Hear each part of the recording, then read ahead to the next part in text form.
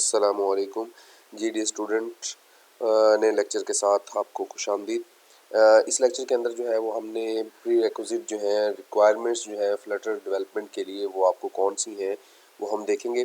तो इसमें आपको सबसे पहले जो है वो लैपटॉप या कंप्यूटर चाहिए जिसके ऊपर जो ऑपरेटिंग सिस्टम है वो इंस्टॉल हो, या तो आपके पास विंडोज़ इंस्टॉल हो या आपके पास iOS इंस्टॉल हो। तो आपको इन दोनों में से एक जो है वो इंस्टॉल आपके पास या तो मैकबुक होनी चाहिए या आपके पास विंडोज़ ऑपरेटिंग सिस्टम वाला लैपटॉप या कंप्यूटर होना चाहिए। और जब हम इंस्टॉलेशन करेंगे तो हम देखेंगे कि हमें अगर हमारे पास विंडोज़ है तो हमें उसके अंदर क्या क्या मज़ीद रिक्वायरमेंट्स चाहिए। तो इसके बाद जी हमें इसके बाद लैपटॉप और कंप्यूटर के बाद हमें चाहिए एक कोड एडिटर जिसके अंदर हमने फ्लटर का कोड लिखना है डार्ट लैंग्वेज के अंदर।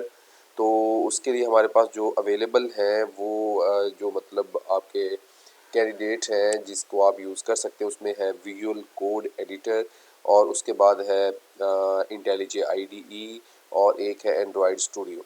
अब इसमें से हमने कौन सा चूज़ करना है इस कोर्स के लिए, तो हम इसमें से चूज़ करेंगे एंड्रॉयड स्टूडियो।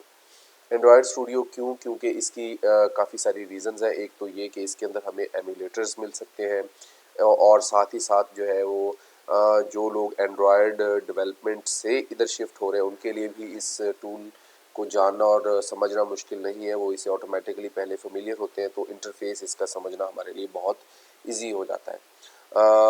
उनमें भी हम काम कर सकते हैं, तो मुश्किल नहीं है। एंड्रॉयड स्टूडियो, इंटेलिजे IDE उनका इंटरफेस भी सेम है और काम भी उसमें सेम है। उसका दूसरा जो है विजुअल स्टूडियो कोड, उसमें थोड़ा सा इंटरफेस चेंज है और काम उसमें थोड़ा सा डिफरेंट होता है।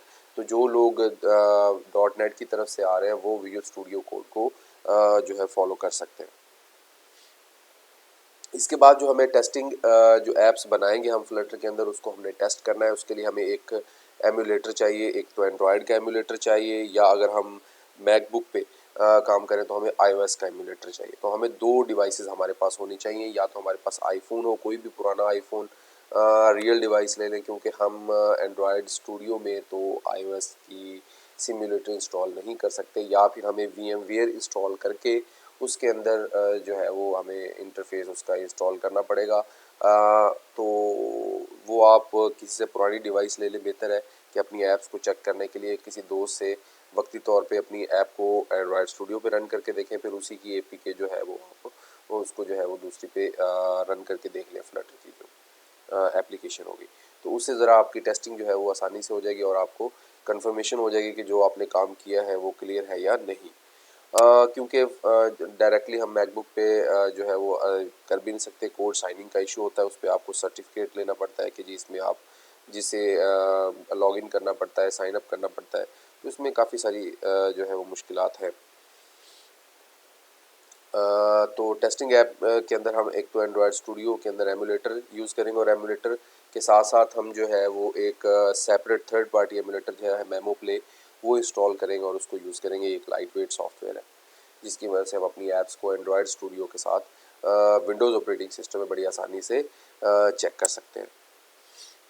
फाइनली हम ये कह सकते हैं कि एंड्रॉयड स्टूडियो में हमारे पास एंड्रॉयड ऐप्स चेक करने के लिए हमें या तो मैक और PC चाहिए, उसमें हमें एंड्रॉयड स्टूडियो और साथ ही साथ एंड्रॉयड एमुलेटर या कोई फिजिकल डिवाइस या थर्ड पार्टी कोई हमने जो है वो एमुलेटर करना है। और iOS ऐप्स चेक करने के लिए हमें मैकबुक ही चाहिए जस्ट, वो हम PC के अंदर नहीं चेक कर सकते।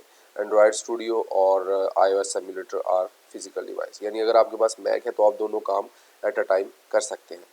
तो उम्मीद है आपको प्री रिक्विजिट जो है इसके समझ आ गए होंगे। जो इसके बाकी जब हम इंस्टॉलेशन करेंगे तो उसके अंदर हम देखेंगे कि जब विंडोज़ में इंस्टॉल करेंगे तो उसके लिए हमें सिस्टम की रिक्वायरमेंट्स क्या हैं। तो ये इंशाल्लाह नेक्स्ट वीडियो में मैं आपको तमाम रिक्वायरमेंट्स इसकी जो है वो डिटेल से बता दूंगा, ताकि आप आसानी के साथ अपने फ्लटर्स के सॉफ्टवेयर को इंस्टॉल कर सकें।